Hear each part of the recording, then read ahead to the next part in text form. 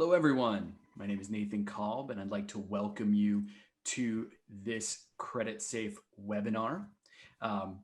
Before we get deep into anything and jump into the subject at hand, what I'd like to do is just give you a little bit of housekeeping, a little bit of instruction here before we go any further. And first thing first is we want this to be a discussion. We don't want this to be just a presentation where we just tell you what's going on and we don't have any interaction. We want to make sure that we're interacting with you. So the way that you do that is if you look at the bottom of your screen, you go down there and you have a great little spot that says Q&A with some text bubbles. Go ahead. I already have mine open. Anything that comes through comes directly to me. I'll see them, and any comments or questions or anything that you have, we will go ahead and bring right up to our panelists. I'll interject them as I can and put everything there as I'm going along. So that's your way to interact with us. And we really do want to have that discussion going on. The other thing I do need to let you know is that this is a recorded webinar. We're doing it live, but we are recording it. So if that's against your company policy or privacy guidelines or anything like that, please go ahead and exit the webinar at this time. Because this is being recorded, the other thing I want to let you know is that you will get a follow-up email in the next couple of days from me that will have a link to this webinar along with any other links that we mentioned. So if we mention a resource or we mention something special, you don't have to worry about scribbling that down if you're driving or if you're sitting in your pajamas on your couch because we're all working virtually. That's okay. You don't have to write it down. It will be included in the landing page that you'll be linked to on that email. Okay, I think I've got the housekeeping stuff done. So now we can move right into this webinar, which is the 8th webinar in an 8-part series. We have finally gotten to the end of it. It is the longest series we've ever done. So it seemed like a lot for the team here at Credit Safe, but we've been really excited to be able to do this. And it's a series that has been done in conjunction with the National Association of Wholesaler Distributors. So we've partnered with them to put forth this series over 8 weeks, 8 different webinars covering a host of topics, and trying to give both a kind of an internal or an expert opinion and then also a practitioner's perspective. Somebody that's actually doing it day in and day out. With the collections ones that we're going into, what we did on Tuesday and we're doing today, we've done both an internal inside of your company and an external, an agency or a firm's external to your company perspective. So we've kind of done it a little differently there. And that's what we're doing today. But to give you an idea of who these companies are that are partnering for this, the National Association of Wholesaler Distributors, the NAW, is the national voice of the wholesale distribution industry in Washington, D.C. NAW provides high value to its members and the wholesale distribution industry by advocating the interests of distribution companies before the government, providing groundbreaking distribution-specific research and strategic management best practices via conferences, publications, and webcasts, and providing leading-edge products and services highly valued by industry peers. As the world's most used provider of business intelligence, Credit Safe owns and maintains one of the most comprehensive and rapidly expanding business databases with credit information on over 365 million companies worldwide. They're changing the way business information is used by offering a collection of products and solutions that help companies leverage their domestic and international credit reports, company data, principal information, domestic and international judgments, credit scores, and a host of other things to make smarter business decisions. So those are the two companies, the two organizations that have kind of partnered to put this on. I see somebody already said, do we have, this is the first one that I've seen of this 8-part series. Are the other ones available? Yes, they absolutely are. So all you have to do is go on to creditsafe.com/webinars. And you can go down to the bottom and you'll have all of our previous webinars, not just the 8 in this series, but every other one that we've done, the other 4,483 that we've done this year, or at least it feels like it. But yes, you will have every last one of them available here, or rather I should say at that website. So this series has, like I said, been focusing on these different subject areas, but the main thread and the theme of this whole thing has been the idea of cash is still king. If you have cash flow, if cash is rolling, things can still look up for you. You may not be succeeding, but you're at least surviving right now. And more likely, you are the one succeeding comparatively if the cash flow is still happening. If not, then these are some great options. And the things that we've covered have been some great ways to help keep that cash flow happening for you. So again, if you'd like to know any of the other ones, go ahead, go back. You can look at all the ones that we've got. Today, again, our last one of the series, but we're focusing on the idea of overdue payments and collections, specifically from an outside perspective, not outside of the industry, but outside of your company. So the folks that we have on our panel today are all representing the industry of collections, commercial collections that is outside of your own company, not somebody you employ inside of your company, but outside. And we have three awesome panelists today that I am not going to try and introduce. I've done enough talking already. I am going to ask them to introduce themselves. And Annette, if you would be so kind, and we'll go ladies first, and you would start us off. Please let us know a little bit about you and who you work for and all that, and why you're on the panel today. Well, thank you very much, Nathan. It is an honor to be here. And I would say to recognize the impressive contingent of females in the commercial and commercial credit and collection industry, I'm going to rename this Cash is Still King and Queen. So I can go with that. Maybe Cash is still in charge or ruler. Like maybe we'll go that way. Either one. I currently have the honor of serving as the Executive Director of Commercial Collection Agencies of America. The association has commercial collection agencies, which have been certified, creditors' rights attorneys, and lawless publishers as its members.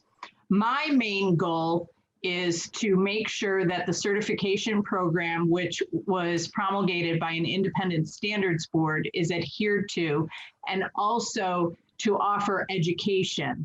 I also serve as the advocate, the association's advocate to the credit industry. So that's what brings me here today. I've been in this industry, for those that know me, I've been in this industry since 1992.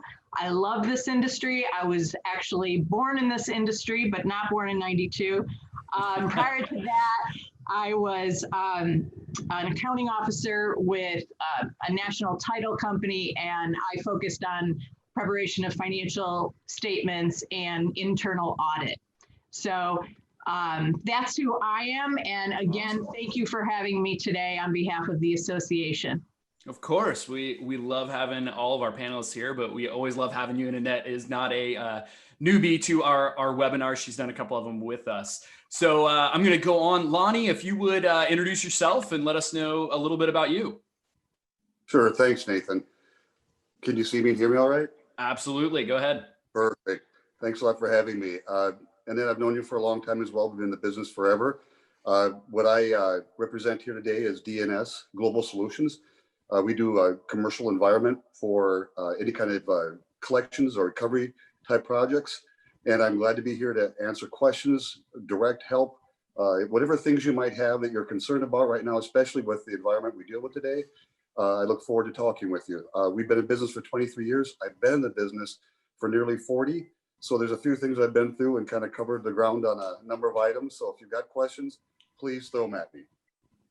Great. Yeah, we definitely are bringing a wealth of experience, and that does not exceed the other person that we have on here too. George, if you wouldn't mind giving us a little rundown on who you are as well, sir. Well, I've been called a lot of things. I'm a 35-year veteran in this business. I've owned my own firm for the last 20 years. Surround myself with some of the best people in the industry. I love this industry. I live, eat, and sleep this industry. I'm also a board member of the Commercial Collection Agencies of America, also a founding member of that wonderful group, along with 20 other boring things. But the bottom line is I'm president and CEO of GB Collects. We're a commercial collection agency serving the nation under one rule: putting that cash back in your pocket in the quickest amount of time with the least pain. So that's what we do. I live, eat, and sleep it. So let's get it on. Let's talk about it. Let's see what's going on. Yeah, exactly. And I can attest to George does absolutely live, breathe, and sleep this. There's no question. And if I've done my math correctly, we've got over 100 years combined experience in this field. So folks, I if you've come for some experience, if you've come for some knowledge and some know-how, you're definitely going to get it today. So I'm gonna jump in, and George, I was just talking to you. I'm going to go right to you on this first one. If you would, this first question is just what are those big reasons why companies would work with an external company? Why would I pay somebody or work with somebody or partner with somebody or however you want to say it to work with my collections? What's the deal here? You know, when I walk into a new company, everything always happens for a reason. You walk in and you meet the credit manager. And in today's world, the credit manager is pressured. The credit manager is expected to do everything, expected to know Excel reporting, expected to know underwriting, expected to know risk and valuation. And when I meet that credit manager, they're wearing 5 hats nowadays, not 1 hat like they used to. Technology is great, but you got to be able to manage it. All those things combined put a pressure on the internal operations. I don't think I've ever met a credit manager that just manages credit. Think about it. They're out there grabbing credit reports. They're out there underwriting. They're trying to press flesh, understand their clients. That's a great role, but there's a problem there. You're the last bridge of relationship that person has with your company. If that gets compromised at all, then you need to validate that issue. Bringing in a third-party outside collection agency does exactly that. It makes it public. It makes it known. It validates your stance. It enhances your opportunity to do credit management and leave the true collection work to bill collectors. You know, it is an art and it is a skill, and not everybody's meant to be a bill collector, whether it be from call reluctance or simply just not liking to talk to people about past due debt. Credit management's tough enough. That one item is a specialty.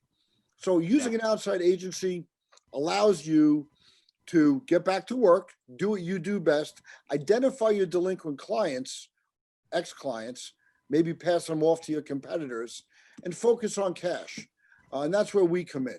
You know, I'd be remiss if I didn't say, you know, I may have a competitor on the board with me, but we're all friends in this business. We all understand this is a contingent-based business, and we're all out there for one common good, and that's to represent the industry in the right light, do a great job, put those monies back in your pocket, and identify the bad actors.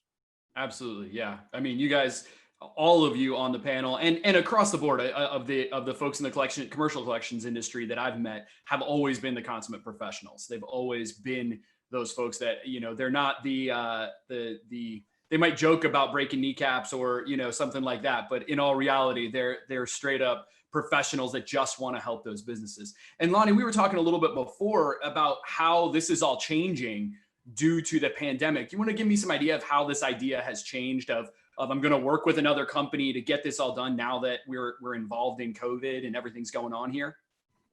Absolutely. I think just to add to George too, it's really allowing everyone here to work on their core competencies. We can take that burden off your shoulders and work with your customers. And again, I think the thing we all want to make sure we let you know, the group of people who have joined us, is that we'll take care of the customers. It's not like what you would hear about out there, that third-party agencies can be rough or tough. I think in the past that might have been the case, but today it's all professionals. I think we all agree upon that. We all do work really close with each other because one bad apple can destroy it for all of us. We're very cognizant of that. What's changed really after the whole virus hit the world is that a lot of people came to us, in particular, because we were working from a home-based model. We had no plans for anything such as this happening. But what took place then is they need some quick solution to what they were doing, either on internal or external work, where they had to put something someplace while their companies were getting focused on other things. That came into being a real key play. While that happened, even though it seems like a really good positive thing to happen to a company like ours, we also saw that a lot of companies were hesitant on pushing for payment of invoices. They wanted to hold back on payments, and we really saw a change in how the pattern of money came in. And I think if everybody realizes that those patterns can change with world events, especially like what we're dealing with today, that really kind of changed the focus on a lot of companies we dealt with. So again, to understand the customer base, to take care of it, to be able to jump in and help companies that are in need of a quick solution, it's easier for us to gear up. It's easier for us to train. We know what we're doing. And like George and the rest of us, we can really jump in there quick and help out. Yeah, that's great. And you're right. It has changed and definitely changed what's going on and how people are doing things. It's great to just recognize that, hey, it's happening. That can just be a big thing of just even understanding it. And Annette, I'm going to let you add a little bit to this, but I also want to kind of throw another question at you at the same time. So feel free to add to what the guys have already said, but then also, okay, we understand there's changes going on. It can be a really huge benefit to work with an outside agency to get that cash coming in, to get that thing happening, to get those collections and those overdue payments taken care of. But what do we need to have ready? I mean, I can't just come to you and say, hey, Bob owes me some money, go get it. What actually needs to happen before I do that? Where should I be as a company, as a business owner, as a credit manager, as the CFO, whatever, before I do that? So go ahead and talk about anything beforehand if you'd like, but then let's dive into that next question. Sure. Thank you very much. So to touch on what George and Lonnie said, we found ourselves, 7-8 months ago in a situation that we had never seen before, not only as the association, but also the collection industry and the credit granting industry. Mm-hmm. So Credit Safe and Commercial Collection Agencies of America both are platinum partners of what we call CRF, Credit Research Foundation.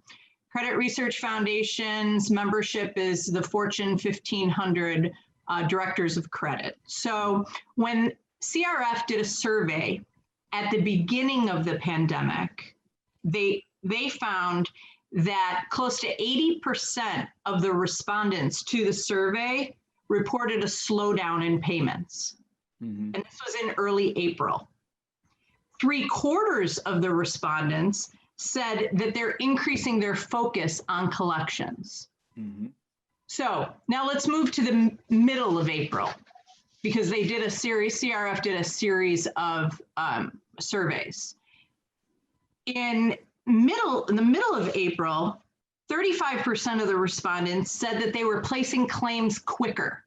So that translated into our members being sought after more claims coming their way. And 1/3 of those credit practitioners were adjusting their bad debt reserves quite early on, if you think about it. Right. Let's jump to May. 86% of the credit practitioners surveyed said that they intended to pursue customers through legal means and not do write-offs, which was huge for our industry. So that is to the first question that you asked. Yep. The second question that you asked is, when that credit practitioner seeks out a third party, what are they going to do? What are they going to bring? I'll let the gentleman speak to that, but I can tell you that they're going to do their due diligence beforehand. They're going to make sure that that third party is a qualified firm, a qualified collection agency. They're going to look at their certification, if they're certified. They're going to look at their licensing, if they are properly licensed in the states in which they collect debt. Mm-hmm. There are certain, I don't know if all credit practitioners know this, but there are regulations by state. There are regulators that come out and they audit collection agencies. As an association, we make sure that our member agencies are adhering to those regulations. In addition, we suggest to credit practitioners that they ask their prospective third-party agency, what kind of compliance audits do you have and have you attained? So SOC audits, you've heard SSAE 18. So many agencies, although it's not required, many agencies have gone through the expense and to get these types of certifications as well. So that's your due diligence, right? You're not just going to put your past due receivables in the hands of companies that you don't know. Look at the length of time in business. Look at their certification. Look at their licensing. Look at do they have an association that will hold them accountable? Have they met the requirements necessary? So that's the first thing. And I'll throw it to George and Lonnie, and they can talk about specifics that the credit manager then would give to a specific agency, documentation-wise and information-wise. Yeah, that'd be great. Actually, Lonnie, if you would answer that part of it, and then George, if you would say kind of then what the process is that the agency will do afterwards, then we kind of have the whole thing figured out. That'd be great. Absolutely. That sounds perfect. Yeah, what we find out from most of our clients we ask for when kind of getting them set up is what kind of inventory, what kind of age are the accounts, what have you done with them internally? really what are your expectations from the third-party agency then going forward? You've done your work, or you can't get to it, whatever the case may be, and you want to have someone else help you. Be prepared, be open, be transparent with what you're really looking for. Let the agency fill those needs for you upon what you're looking for. Also, as Annette was telling about the certification, making sure that they are up and up as far as a business. But important too is to find out some of their clients and call references. I think that's a key thing, and they can probably give you a real inside scoop on what's taking place. Don't just take it that they sound good, let's jump on board. Check some of those clients out and see, make sure they're, they're important people that you can trust and know really what they're looking for, and then add that into your whole scope of what you're looking at. But mainly we look for, can you give access to these agencies? That's becoming more and more important. Make sure you know that beforehand, because if you can, it's a different kind of a process for an agency to deal with. If you've got that access, that makes it a lot easier for everybody.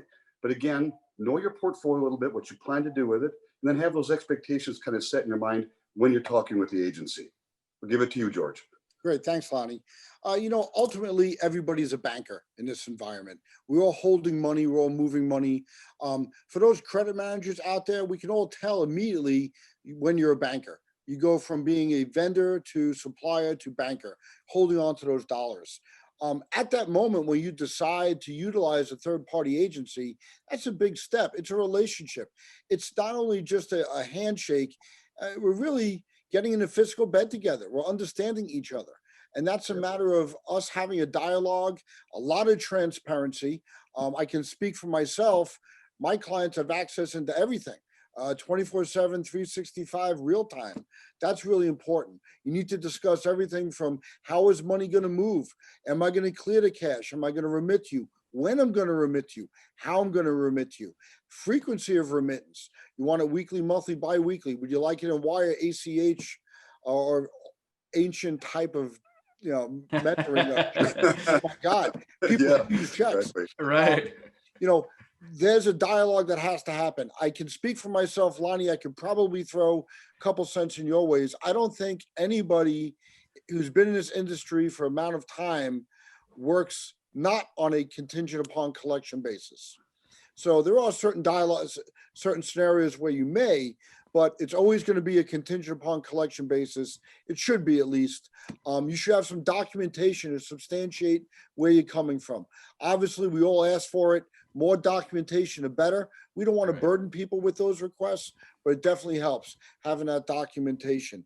Sure. Let's talk about volume and size. That's another issue. I mean, again, I could probably talk for Lonnie and myself in the group.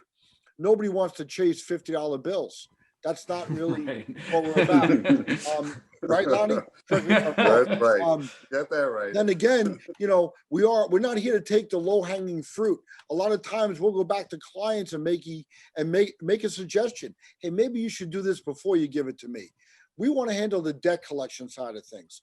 We want to be a partner in this relationship. And that's what it is. It is a relationship.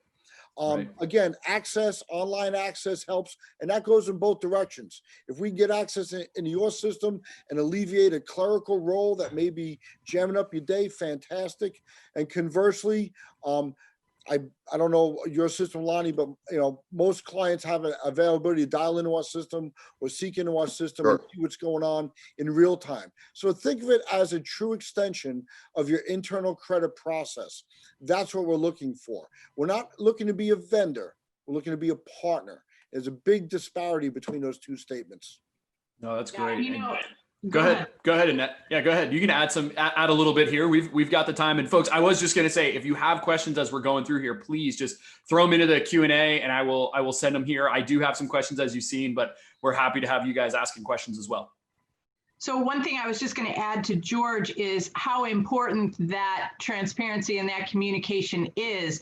Now, it's important between client and agency. It's also important that the agency's sales and the ops work together as well. And as credit practitioners, when you're dealing with an agency that is on the up and up, you're not going to get any surprises, right? You're not going to place a claim thinking it's at a certain rate, and all of a sudden when you get your remittance it's at another rate. That constant flow of communication, transparency is important. Proper documentation. I mean, Right. the proper contractual agreements, how many times it seems so basic, but it's some stuff that we don't get as collection agencies. And we have to go back to our clients and ask for the invoices, the statements, the bill of lading. So the more Right. information, like George said, the better. Also, if that account needs to be litigated, the attorneys are going to need that information. Sure. So if the collection agency has that when the account is placed, if possible, if it has it up front and has it when it's first placed, eventually if that account gets litigated, and I spent many years on a forwarding desk at an agency, boy, those files that had all the information, they had a better chance of getting collected in before suit and then after suit as well. Right. So, Right. and that includes affidavits, that includes declarations, anything that you can forward at the beginning of a claim puts the agency and, if necessary, the attorney in a more advantageous position. Great. Yeah. And I think that just goes back to that communication that, Lonnie and George really pointed out, of that back and forth communication between the agency and the client, and going, hey, this is what we need. This is what we have here. What more can I provide to you, back and forth? I think that just really highlights that, Annette. Hey, Nathan.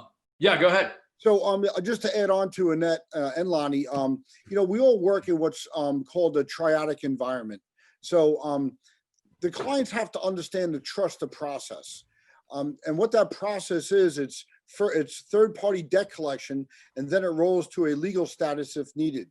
I Right. have to make a shout out to all the wonderful partners we have at the CCA of A, all those affiliate attorneys, even our law lists, such as the ALQ, the Folders List, the General Bar. These are all companies that pre-qualify commercial collection attorneys to have our back and have your back as a client. Right. That's really important. It's not Uncle Mort who did your DWI and a couple parking tickets, right? It's a certified. But he's at the right price. Come Right, on, George. He's great. We're talking And you about get what you pay for. It's cousin Vinny. I mean, But, come on. You got to trust the process, and the process is tried and true. You That's said it right. earlier, and Lonnie looks a little younger than me, maybe, and Annette definitely younger than me. But we got 100 Definitely. years of experience doing this. The process works, or we wouldn't Right. be in business. Think Right. about it. Absolutely. Right. So you have to trust that process. What I like to call the cradle to grave effect. You handle the front end, you do the credit granting. When that goes south, that's where we step in. Sure. Yeah, thanks So- for extrapolating it to the attorneys and the law list, George. That's Absolutely. super important, because every layer of vetting increases the chance that a creditor's claim is going to be handled properly, effectively, and turn into dollars at the end. Absolutely. And what's And I really want to important. go ahead, just one Lonnie. thing. I'll give you one more here. Go for it. Yeah, and the attorneys are in local area. Yeah. That's what's really significant. These are very, very important aspects to make out of this, because if you've got an account somewhere across the country and you don't have a legal representation that you know well about, that's where this whole triadic world comes into place, and you can trust the attorneys dealing with it. That's their world. They know their area. Absolutely. And The nice thing about the agencies is that they have that network of attorneys that not only they've been working with for decades, but if you need something, if you have an account that needs to be sued, if I'm in the industry and when I used to sit on a forwarding desk and I needed something sued in San Diego that afternoon, I could pick up the telephone and talk to my San Diego attorney and have that account Yep. sued. Sometimes most of the times time is of the essence. When you build the relationships as we have, those things make it, again, more effective. So it's the vetting, but the efficacy as well. Absolutely. And I want to stay on this idea of legalities and everything. And Lonnie, I'm going to throw it to you to start out, but what are some of the legalities and the regulations that a company should know about before working with an agency, or when knowing that it may need to go to litigation, this may need to go to suit? What are the things that they need to know, especially right now, as we see in the news all the time that, oh, this is all changing all the time? What are some of the things that they need to know about? Well, I think it comes back to just the basics of what that company that represents itself is doing. There are those companies out there, like the ones that are represented here today, that take care of all the compliance issues that are, that have the licensing that are necessary, as Annette was outlining for all of us. There's all these Right. key elements to a business that makes it legitimate or not. And again, there's a lot of companies out there that don't live by that kind of rule. And you have to figure what that is, vet that out, and look at it closely. But as far as the legalities within itself, you got to make sure that the company that you're dealing with, whatever that may be, understands your environment, that they have the legal network behind them, that whatever those questions might be, they have access to the legal questions and answers you're going to have. That's what I find most important. Is I've been in this business for so long, but the key thing is you can't keep up with everything. But if you have a good attorney network, then you can, because they're informing you, they're telling you what all the laws and rules are at. And that's one thing that if you're doing it internally, you don't have access to that quick information. It's changing all the time in states and jurisdictions. You've got to be up to par. You got to know what's going on all the time. And they give that to us on a regular basis. That's Right. what I would say about that entire process. Absolutely. George, I saw you taking a couple of notes there, so I know you've got something to add there. So go know, go right ahead, sir. It's so important. And Lonnie's exactly right. It's changing all the time. I will tell you, years ago, if you heard the word state regulator, you'd run towards the door, right? You take off running. Nobody likes that word, right? Right. I have to tell you, Annette's done an amazing job with the CCA of A, and it's I'm not here to just promote it, but I will. Thank you. We've invited the state regulators to be part of our network. So when we do a convention, it's not just us sitting around patting each other on the back going, great job. We get those state regulators in the room and we have a dialogue and we have an open access to them and we can chat with them. We can understand what makes them regulate, what makes them audit, what makes them fine, what makes them tick, what laws are coming down the pike, what laws are going to get rescinded. This is this is our finger on the pulse of the industry right then and there. I'm on a first name basis with, 5-10 state regulators. I never thought that was the case. Years ago, if someone would have said, George, you're going to know a state regulator, I'd be concerned. Nowadays, I'm happy to have them as good stewards of the industry. Some I'll call friends, most unbelievable professionals, and to understand it from a state regulation angle gives me, Annette, and the rest of the industry, and I'm sure Lonnie's on top of it also, the real insight of what's happening. That, along with best practices. Let's face it, we all know what's right and what's wrong. Always yield to the right side. You never have to worry about being wrong, right? That's the basis of it all. George, you bring up the state regulators, and they have an organization called the North American Collection Agency Regulatory Association. They, like George said, they speak, NACARA, right. They speak at our meetings, and just as important, the association has been asked to speak at their meetings. And we communicate to the regulators that our agencies want to do the right thing. They want to operate within an environment that they're doing the right thing. Now, we talked about the pandemic, okay? Each of the states came down with specific executive order. The governors would come with specific executive orders. And I'm not talking about stay at home. I'm talking about to our industry. Case in point, I'm in Illinois. If you're licensed in Illinois, at the beginning of the pandemic, the Department of Professional Regulation said that you needed to supply to their department the names and addresses of every one of your collectors working at home. It's this type of, there's other regulations that other states put down. Because of the relationship that we have with NACARA, we were able to disseminate that information promptly to our members, and our members then were able to adhere to that and then better serve their clients. So we're talking about the regulations that our agencies adhere to. We're also talking about when you talk about legalities, you're talking about what credit practitioners have to adhere to. Sure. If you're talking about that, what I would say to the gentleman is that we should talk about perhaps, when an account, when you think you're working a commercial account, but then you actually have personal liability, right? You have a personal guarantor on that. We have to protect our clients on that and properly advise them. Right. You know, if you guys want to jump on that, you can, about personal guarantors. Yeah, I mean, we can add a little bit to that if somebody could touch on it quickly, and then we've got a couple of other questions that have come in that I want to make sure we get to. Well, what we've done, George, I don't know if you're in the same boat that we're in, but we just went ahead and licensed ourselves consumer and commercial, just in case that situation came up. It just makes it easier. You got to go through all the regulations anyway. We might as well just do it. So that made it a little bit easier for us. Years and years and years ago, we just keep up with that kind of state by state process. Right. I did the same thing, you know, yield to the side of caution. Let's mitigate the risk. Let's cut the check and get licensed across the board. That way it protects our clients. And to Annette's point, you know, sole practitioners out there have a different legal status in every state.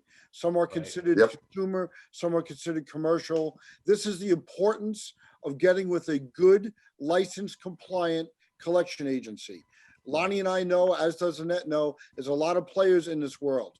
Trusted, true, tried, compliant, licensed firms. You won't have those problems. Absolutely. Yep. So we've got a question here regarding what needs to be signed. So the question is, do you need your customers to sign company T&Cs regarding payment terms before supplying stock? Absolutely. Anything further on that? Anybody else? So, yeah. So that's it. Lonnie's just like, nope, that's it. How terms and conditions work is very important. That's a separate and distinct contract that has to be executed well before any stock crosses what they call the threshold. And if you want to look up section 7-307 of the Uniform Commercial Code titled lien of carrier, that's where it's going to apply. And frankly, what happens is you need to have your terms spelled out. Everything from late fees, bad check fees, wire fees, to collection agency fees. And it doesn't hurt to put in there attorney fees. And with that said, for all the credit managers, I'll ask a question. Who of you go out and get credit applications? Everyone's hand is going to go up, right? Well, then I'm going to ask you the second question. That's going to be, when have you renewed those credit applications? So that's just as important as getting one, is renewing them, keeping those trade creditors up to date, and then having those terms set forth. Once those terms are set forth and that relationship is consummated, then and only then can you ship the product with the expectation that those terms and conditions have to be adhered to. Right. And I'm going to throw a third thing on that is, who are you getting to third party verify that credit? And why are you not doing, up to date real time monitoring with us? I mean, I'm just saying, hey, we're running this webinar. I'm going to throw out our stuff there too. It's on your dime. That's right. That's right. Mine as well, right? That's keep the big bosses happy. One thing I wanted to add is that, many credit practitioners have credit policies, but you really have to ask yourself, this came up, we just wrapped our annual meeting of the association. How many of them have collection policies, right? If you don't have one, write one, because it just makes your department more efficient. And you may have one, but, and then going back to the credit apps, George, perfect, because when I sat in that legal department years and years and years ago, it would get to the point where we got our judgment. We were so excited. We were going to garnish that bank account, right? The most expedient way for post-judgment execution. And that bank account on that credit app was 7 years old.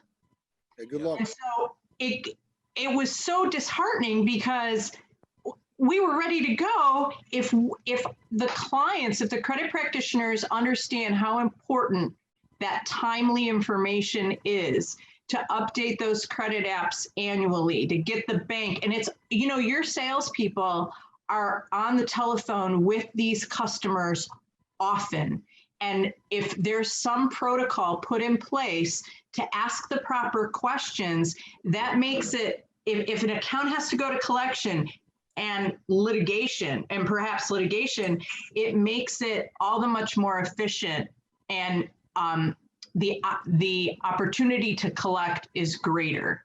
Absolutely. I agree. Yeah. Hey, if I could opine on that also, and I'll speak for Lonnie and myself. For those credit practitioners that are looking to create a credit policy, talk to us. We've got so many years in this business. We know what should be written in a credit policy. We know that from the ground up, what you should be looking at. Obviously, you want to mitigate your exposure to risk. You also want to write into that credit policy and collection policy some credit underwriting. Hey, credit safe again. But that's got to be a process. That process hasn't changed. It's morphed, and it's morphed because what's happening there? It's morphed because technology. So with the technology, let it run and Right. talk to us. Get our input on it. Yeah. Yeah. And I'll say, I mean, you guys all, said all that, whether it was Lonnie just saying, yep, you have to do that, or the more stuff there. But, we've talked about this a bunch of times on the different webinars, that the sale isn't over until you actually get paid. You could sell it on the front, you can send it out there, but if you don't get that money on the backside, the sale isn't completed yet.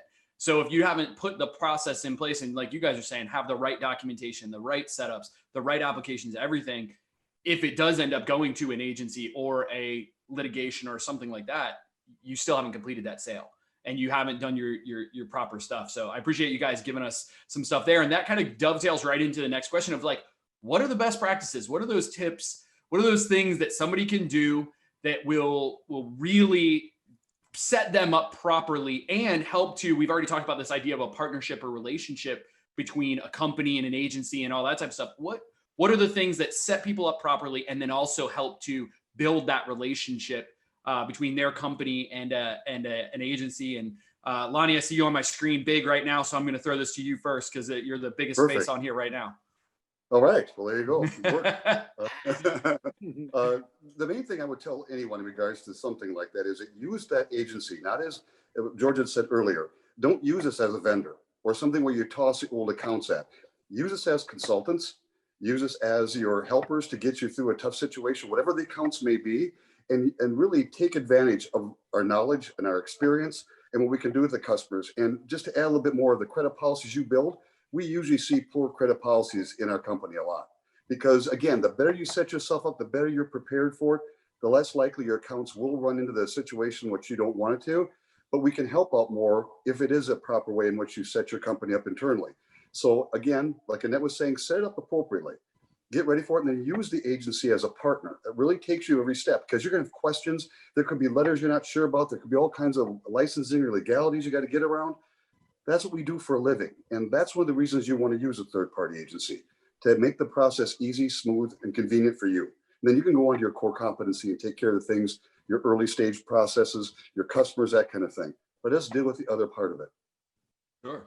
George, you want to pop on there and we'll save the best for last with Annette getting to have that last word on this question? It's about knowing your client. I always preach to my sales team, know your clients, get to know the people, build that relationship. For those credit practitioners, you're looking to set a policy, make sure you know the agency. Do a visit, stop by. Even in today's world, you can. Establish a good DSO policy. Draw a line in the sand and stick to it. And try to eliminate outside influences from salespeople on the front end that are too eager for the sale and letting you pick up the garbage on the back end. Establish the policy, stick with it, and then know you have a trusted partner. And for those credit practitioners that have a large volume, with all due respect, don't use one agency, use two at least, sometimes three if the volume goes to the roof. You want to make sure you don't put all your eggs in one basket. And, while Lonnie and I are competitors, we welcome each other's competition to know that our clients are being serviced by competent, professional, legal firms in the business. I'd rather have that than have it go out to a potentially bad actor.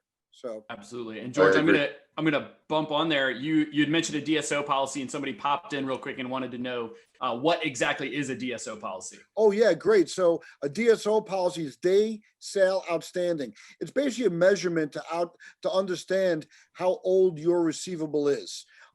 Depending upon your pain threshold internally, some have more than less. You want to set up, for instance, if you're selling vegetables or fresh goods, your DSO should be 7 days, because after 7 days, nothing smells too good, right? So if you're selling a product that's going to sit on the shelf, maybe you're selling seeds, that stuff is going to be sold twice a year. So your DSO policy is going to be 160 days, 130 days. Day sale outstanding. If you want to really dial it down, there's an old school calculation. It's called the Z-score. You can do a Z-score to understand your fiscal strength, and then do a DSO, day sale outstanding, to understand how that's going to affect your cash flow. You know, if you shorten it from 60 days to 30, how's that going to act? Me personally, I crisscross the nation preaching, get rid of net 30. This isn't times of the Pony Express. We electronically commence payments. Give 10-day terms. If people want great prices, shorten those terms, live longer, sleep better, and put more cash in your pocket. There you go.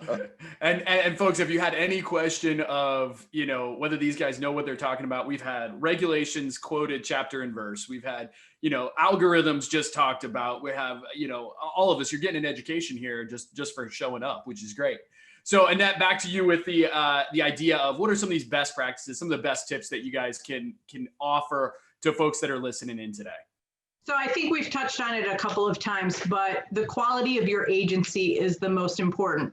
And I would be remiss if I didn't say, you know, you use an agency from Commercial Collection Agencies of America. We have vetted our agencies to, and they adhere to the strictest requirements. Mm-hmm. Having said that, those that know me, I have a saying that probably I've been saying since I got into the industry.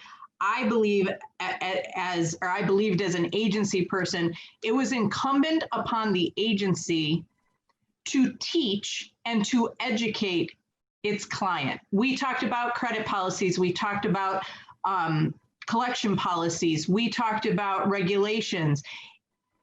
A best practice of a credit practitioner would be to further educate themselves. Don't be afraid to be part of a credit group. Don't be afraid to be part of a credit organization to get additional education.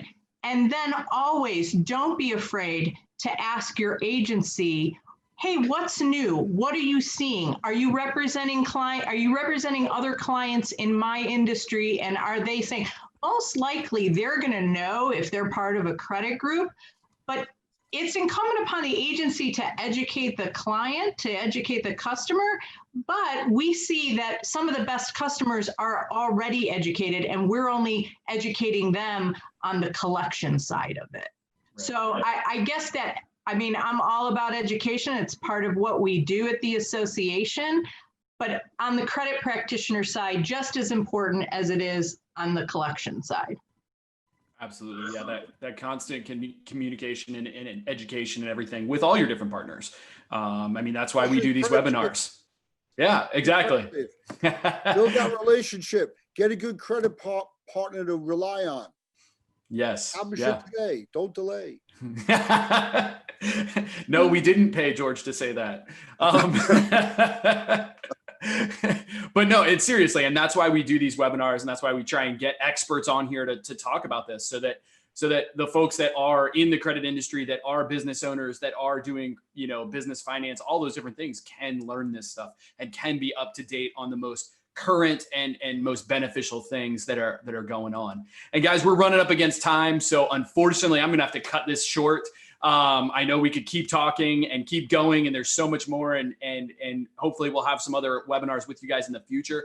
But thank you to the panelists so much for being here. I appreciate you guys so much, and enjoy always getting to speak to you. For all of you that attended, hopefully you took a lot of good things away from this. Like I said, you'll get a follow-up email on the landing page that it will link to. You'll have the recording of this, links to all the different references and everything that they've made here, as well as links to each of these guys' LinkedIn bios and everything. So if you want to get in touch with them or with their companies, you'll be able to do it through that. So we always want to link out to that. And appreciate all of you being here, and look forward to seeing you again soon. Just go to creditsafe.com/webinars to find out about all of our upcoming webinars and everything that is going on with us. Thanks so much, guys. Have a great day. Thank you. Thanks. Bye now.